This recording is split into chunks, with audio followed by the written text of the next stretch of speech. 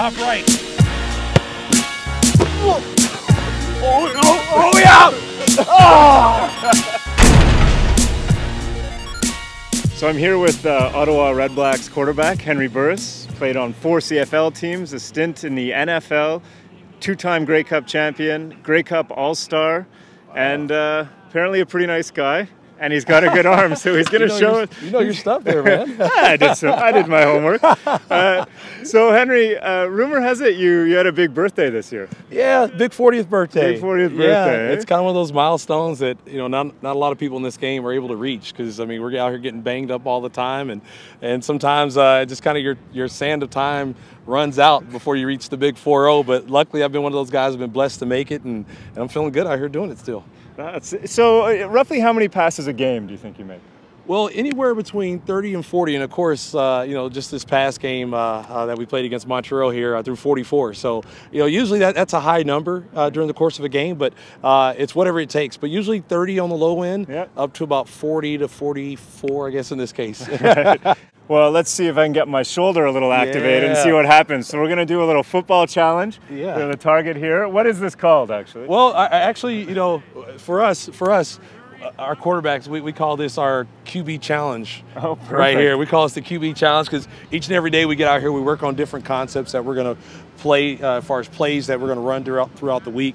And we go through our drops for the play. We rehearse it as if we're actually in the game making that play happen. So this enables us to get extra reps on the play. But we always pick out a certain circle here on the net here, and just so we're mimicking like that's a receiver or something, and we do our drops and we hit it. And at the end of the year, whoever makes the most throws into the proper circle, they win a dinner out that night that's on the other quarterback. So well, let's do a variation on that theme, and maybe we'll do 5 balls and see who gets the better score, and dinner's on you. Let's do it. Let's do it. Let's. Oh, top right. Closer to the center. Top left. Oh, this is my...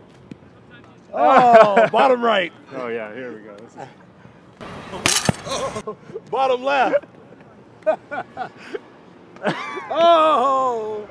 Well, so 0 for 5 on that little challenge there. Not so bad. I don't know, Henry, you think you can do better than that? I know. I'm trying to see if there's any balls in the holes there. Maybe there's one hiding in there. All right, let's see if Henry can better my 0 for 5 score on the QB challenge. Are you ready? I'm ready. All right, top right. Oh. Bottom left. Center. Bottom right. And top right. Top left. All right, that was pretty good. So 4 for 5. Looks like I'm buying dinner. Hey, appreciate that. There's a McDonald's just down the street. Supersize it. Yeah, supersize it, exactly. Well, Henry Burris, thank you so much. Hey, thank you so much. And we'll be checking out some of your tricks in the gym a little later. Hey, thank sounds you. Good. Thank you.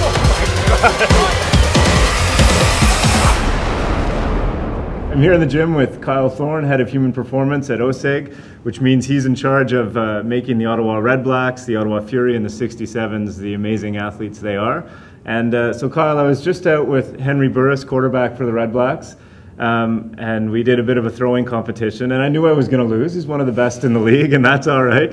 But what's amazing about Henry is that he turned 40 this year. Mm-hmm. And so how does a guy in a game as rough as football stay on top of his game into his 40th year? He pays attention to all the details, and one of the biggest details for him is keeping his body fresh, and so keeping it mobile and supple, all that tissue. So we offer a lot of work in the weight room for that specific component, as well as strength. So we do a lot of tissue work and provide them with yoga instructors and stuff like that.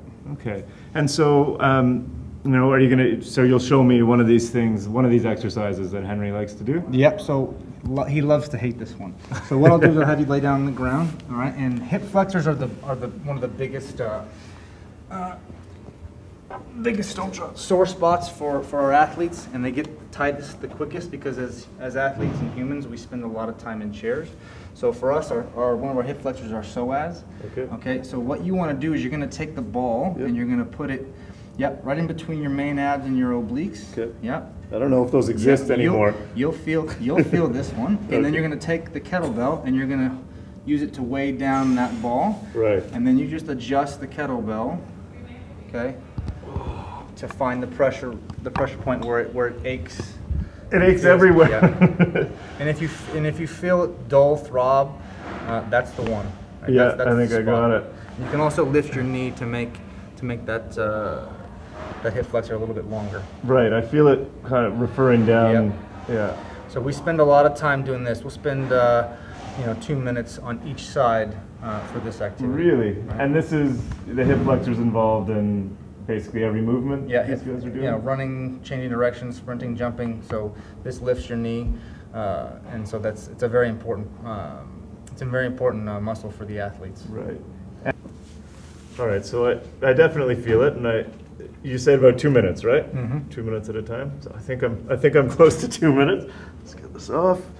And so at home, weekend warrior, I like to run, I like to cycle, soccer, football, whatever it is. How many times should I be doing this?